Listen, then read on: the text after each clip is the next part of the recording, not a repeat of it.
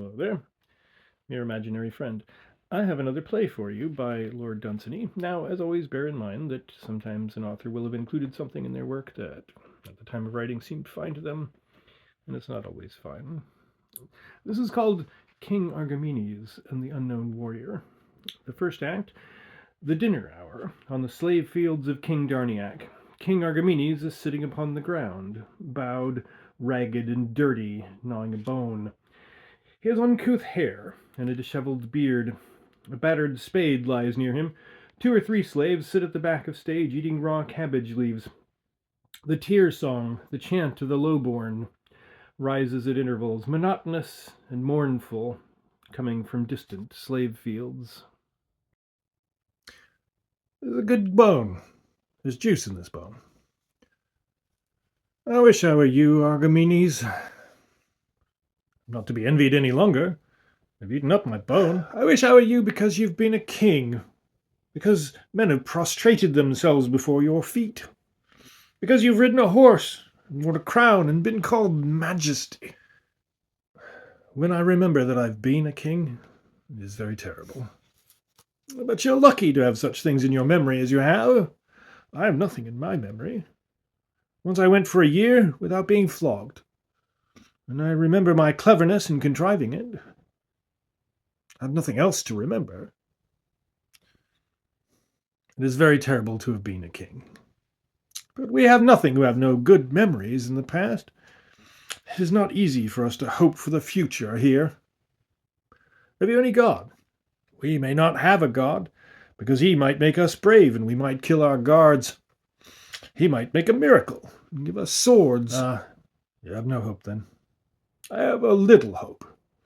Hush, and I will tell you a secret. The king's great dog is ill, and like to die. They will throw him to us. We shall have beautiful bones then. Bones! Yes, that is what I hope for. And have you no other hope? Do you not hope that your nation will arise some day and rescue you, and cast off the king and hang him up by his thumbs from the palace gateway?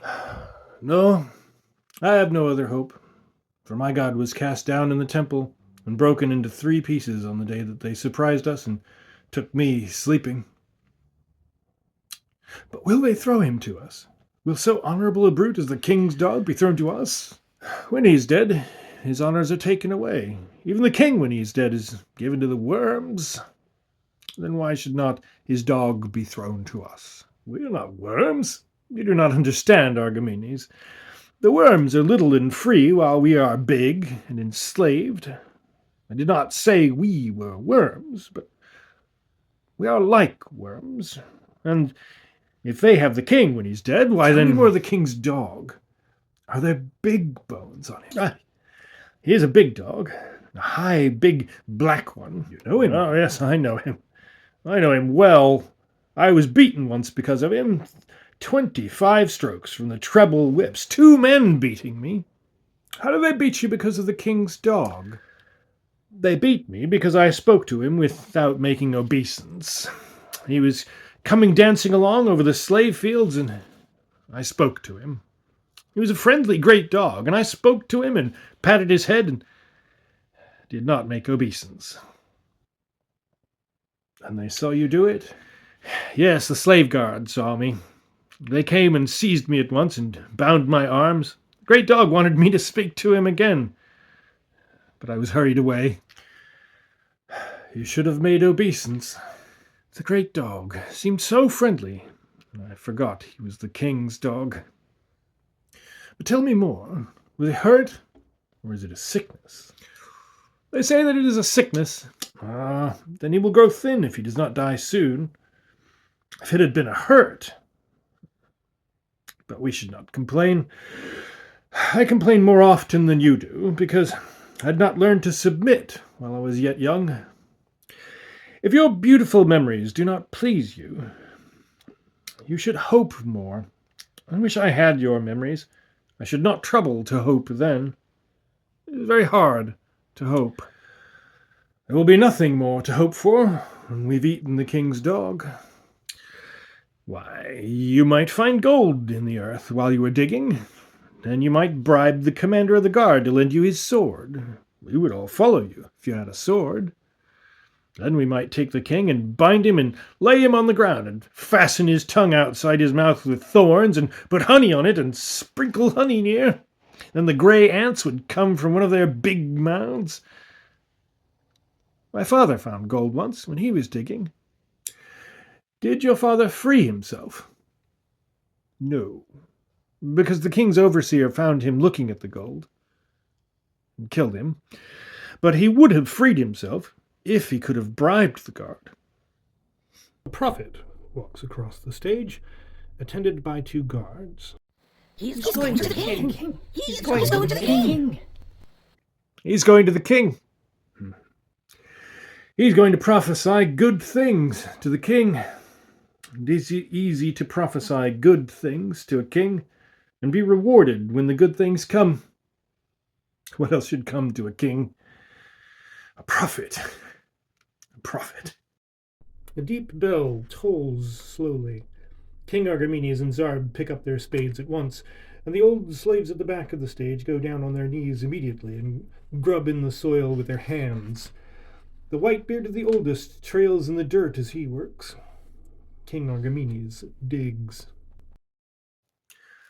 What is the name of that song that we always sing? I like the song. It has no name. It is our song. There's no other song. Once there were other songs.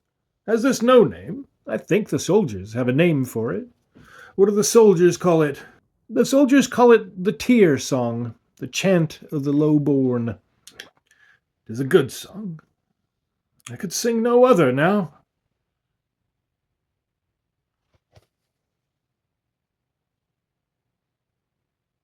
Metal. Gold, perhaps? It's of no use here.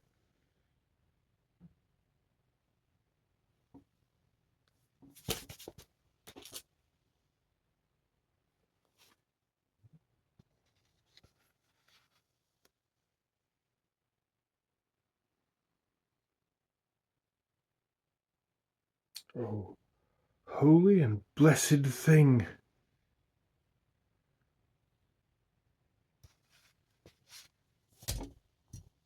"3 years ago tomorrow, King Darniak spat at me, having taken my kingdom from me. 3 times in that year I was flogged, with 12 stripes, with 17 stripes, and with 20 stripes. A year and 11 months ago, come Moon Day, the king's overseer struck me in the face, and 9 times in that year he called me dog.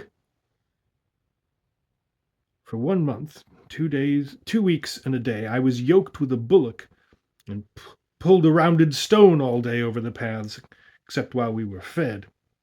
I was flogged twice that year, with 18 stripes and with 10 stripes. This year the roof of the slave sty has fallen in, and King Darniak will not repair it. 5 weeks ago, one of his queens laughed at me as she came across the slave fields. I was flogged again this year, and with 13 stripes, and 12 times they've called me dog. And these things they have done to a king, and a king of the house of YIFrty." He listens attentively for a moment, then buries the sword again and pats the earth over it with his hands, then digs again. The old slaves do not see him. Their faces are to the earth. Enter the king's overseer, carrying a whip. The slaves and King Argimēnēs kneel with their foreheads to the ground as he passes across the stage. Exit the king's overseer. "O warrior spirit, wherever thou wanderest, whoever be thy gods, whether they punish thee or whether they bless thee, O kingly spirit that once laid here this sword, behold, I pray to thee, having no gods to pray to, for the God of my nation was broken in 3 by night. Mine arm is stiff with 3 years' slavery, and remembers not the sword. But guide thy sword till I have slain 6 men and armed the strongest slaves, and thou shalt have the sacrifice every year of 100 goodly oxen. And I will build in Ithara a temple to thy memory, wherein all that enter in shall remember thee. So shalt thou be honoured and envied among the dead, for the dead are very jealous of remembrance. Aye, thou that wert a robber that took men's lives unrighteously, yet shall rare spices smoulder in thy temple, and little maidens sing, and new-plucked flowers deck the solemn aisles. And priests shall go about it, ringing bells that thy soul shall find repose. Oh, but it has a good blade, this old green sword. Thou wouldst not like to see it miss its mark, if the dead see it all, as wise men teach. Thou wouldst not like to see it go thirsting into the air, so huge a sword should find its marrowy bone. Come into my right arm, O ancient spirit, O unknown warrior soul, and if thou hast the ear of any gods, speak there against Eluriel, god of King Darniak. You've been praying. No, master. The slave guards saw you. It is not lawful for a slave to pray. I did but pray to Eluriel to make me a good slave, to teach me to dig well, and to pull the rounded stone, and to make me not to die when the food is scarce, but to be a good slave to my master, the great king. Who art thou to pray to Eluriel? Dogs may not pray to an immortal god.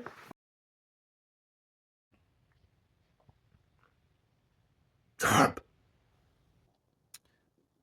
Do not look at me when you speak. The guards are watching us. Look at your digging.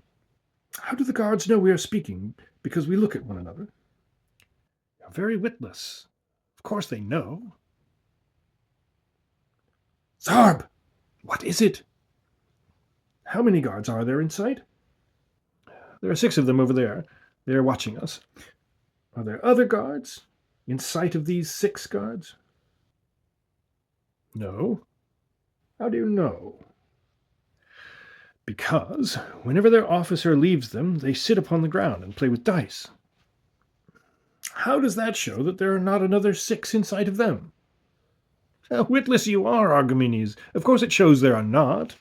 Because if there were, another officer would see them, and their thumbs would be cut off.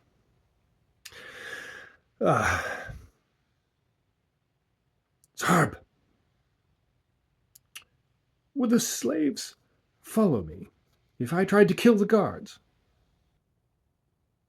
No, Argimēnēs. Why would they not follow me? Because you look like a slave. They will never follow a slave, because they are slaves themselves and know how mean a creature is a slave. If you looked like a king, well, I am a king. They know that I'm a king. It is better to look like a king. It is looks that they would go by. If I had a sword, would they follow me? A beautiful, huge sword of bronze? I wish I could think of things like that. It is because you were once a king that you can think of a sword of bronze. I tried to hope once that I should someday fight the guards, but I couldn't picture a sword. I couldn't imagine it. I could only picture whips. Dig a little nearer, Zarb. I've found a very old sword in the earth. It is not a sword such as common soldiers wear. A king must have worn it, and an angry king. It must have done fearful things. There are little dints in it. Perhaps there was a battle here long ago where all was slain, and perhaps that king died last and buried his sword. But the great birds swallowed him. You've been thinking too much of the king's dog, Argimēnēs, and that has made you hungry. Hunger has driven you mad. I have found such a sword. Why? Then you will wear a purple cloak again, and sit on a great throne, and ride a prancing horse, and we shall call you Majesty. I shall break a long fast first, and drink much water, and sleep. But will the slaves follow me? You will make them follow you if you have a sword. Yet is Iluriel a very potent god. They say that none have prevailed against King Darniak's dynasty so long as Iluriel stood. Once an enemy cast Iluriel into the river and overthrew the dynasty, but a fisherman found him again and set him up, and the enemy was driven out and the dynasty returned. If Iluriel could be cast down as my god was cast down, perhaps King Darniak could be overcome as I was overcome in my sleep. If Iluriel were cast down, all the people would utter a cry and flee away. It would be a fearful portent. How many men are there in the armory at the palace? There are 10 men in the palace armory when all the slave guards are out.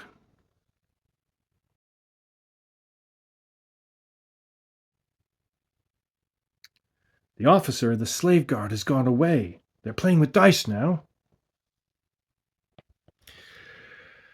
The man with a big beard has won again. He's very nimble with his thumbs. They're playing again. But it's getting dark. I cannot see clearly. Majesty!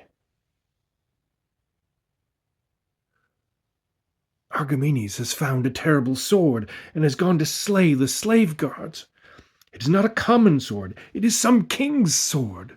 Argimēnēs shall be dreadfully flogged. We shall hear his cries all night. No, no. The guards flog poor slaves, but Argimēnēs had an angry look. The guards will be afraid when they see him look so angry and see his terrible sword. It was a huge sword, and he looked very angry. He will bring us the swords of the slave guard. We must prostrate ourselves before him and kiss his foot, or he'll be angry with us too. Will Argimēnēs give me a sword? He will have swords for 6 of us if he slays the slave guard. Yes, he will give you a sword. Sword? No, no. I must not. The king would kill me if he found a sword. If the king found out I had a sword, why, it would be an evil day for the king. I think they're playing at dice again. I do not see Argimēnēs. No, because he was crouching as he walked. The slave guard is on the skyline. What is that dark shadow? There, behind the slave guard. It's too still to be Argimēnēs. Look! It moves! The evening is too dark. I cannot see. They continue to gaze into the gathering darkness. They raise themselves on their knees and crane their necks. Nobody speaks. Then from their lips, and from others farther off, goes up a long, deep "Oh!" It is like the sound that goes up from the grandstand when a horse falls at a fence, or, in England, like the first exclamation of the crowd at a great cricket match when a man is caught in the slips. The second act. The throne hall of King Darniak. The king is seated on his throne in the center at the back of the stage. A little to his left, but standing out from the wall, a dark green seated idol is set up. His queens are seated about him on the ground, 2 on his right and 2 between him and the idol. All wear crowns. Beside the dark green idol, a soldier with a pike is kneeling upon one knee.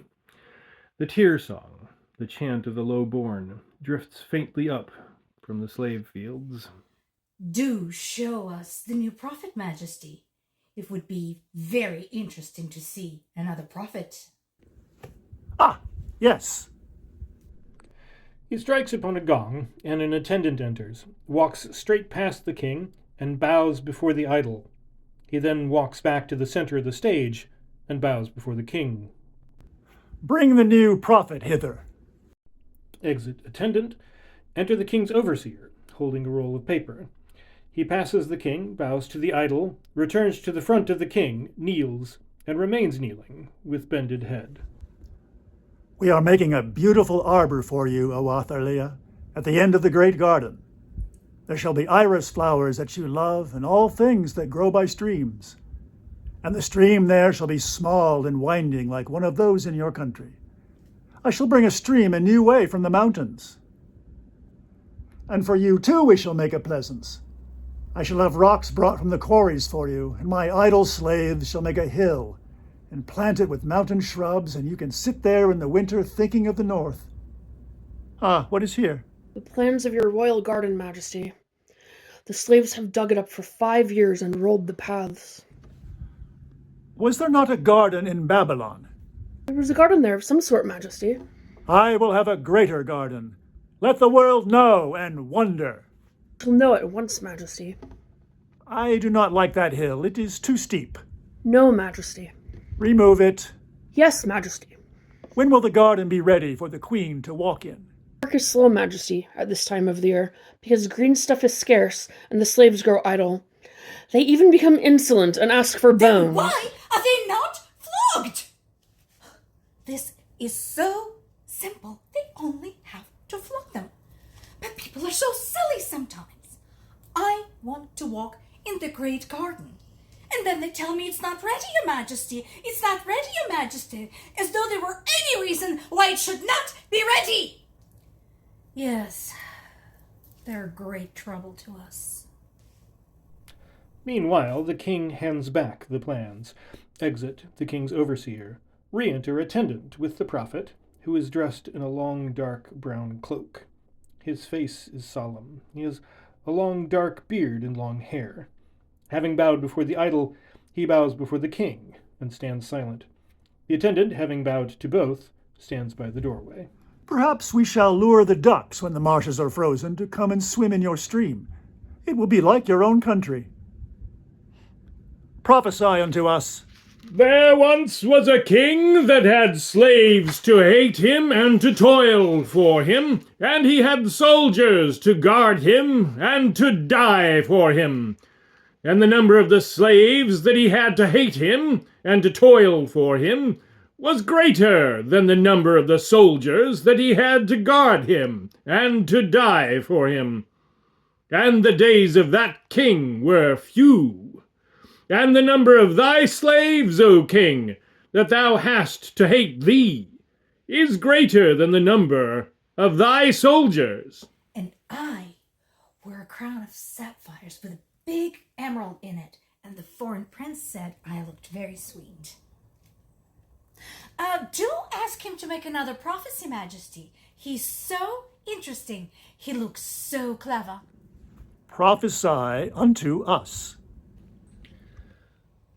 Thy armies camped upon thy mountainous borders descry no enemy in the plains afar, and within thy gates lurks he for whom thy sentinels seek upon lonely guarded frontiers. There's a fear upon me, and a boding. Even yet there is time, even yet, but little time, and my mind is dark with trouble for thy kingdom. I do not like the way he does his hair. It would be all right if he would only have it cut. Thank you. That has been very interesting. How clever he is. I wonder how he thinks of things like that. Yes, but I hate a man who is conceited about it. Look at the way he wears his hair. Yes. Why? Of course, Can't he wear his hair like other people? I mean, he does say clever things. Yes. I do hate a conceited man.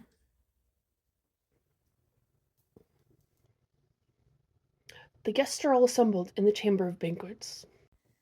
What was he talking about? He was talking about the armies on the frontier. That reminds me of the young captain in the Purple Guard. They say he loves Lenora the Arcos. Lenora probably said that.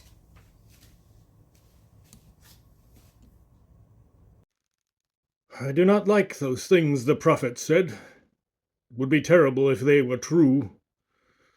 It would be very terrible if they were false, for he prophesies in the name of Eluril.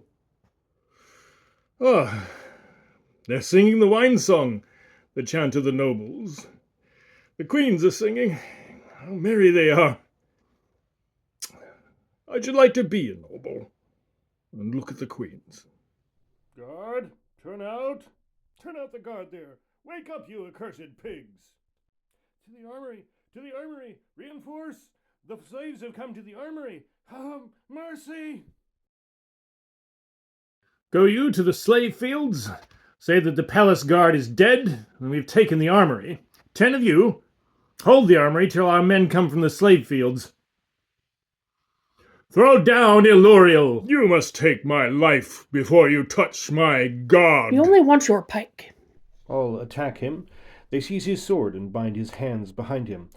They all pull down Iluriel, the dark green idol, who breaks into 7 pieces. Iluriel is fallen and broken asunder! Immortal Iluriel is dead at last. My god was broken into 3 pieces, but Iluriel is broken into 7! The fortunes of Darniak will prevail over mine no longer! Come, we will arm all the slaves! My throne is broken. Iluriel has turned against me. Iluriel is fallen. Iluriel is fallen. Iluriel is fallen. What envious god or sacrilegious man has dared to do this thing? Iluriel is fallen. Have men been there? Is fallen. Which way did they go? Iluriel is fallen. They shall be tortured here before Iluriel, and their eyes shall be hung on a thread about his neck, so that Iluriel shall see it, and on their bones we will set him up again. Come!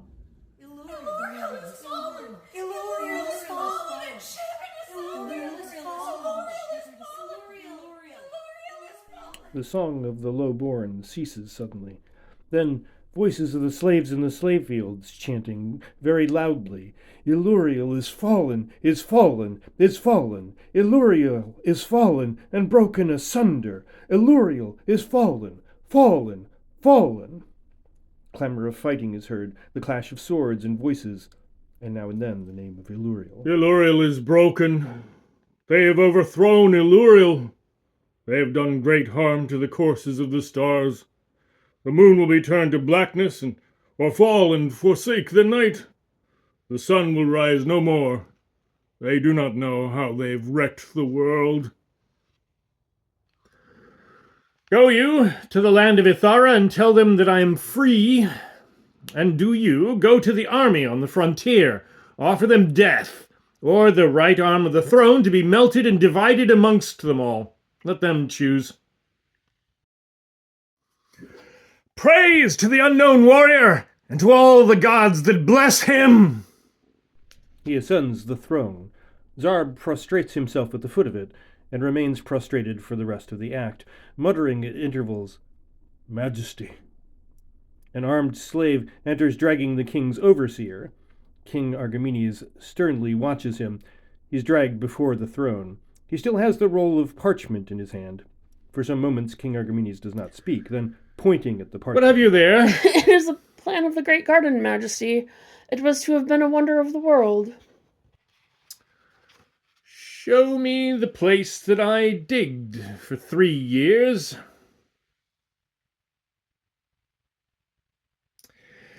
Let there be built there a temple to an unknown warrior, and let this sword be laid on its altar evermore, that the ghost of that warrior wandering by night, if men do walk by night from across the grave, may see his sword again. And let slaves be allowed to pray there, and those that are oppressed. Nevertheless, the noble and the mighty shall not fail to repair thereto, that the unknown warrior shall not lack due reverence. Who are you? I'm the servant of the king's dog. Why do you come here? The king's dog is dead. Bones!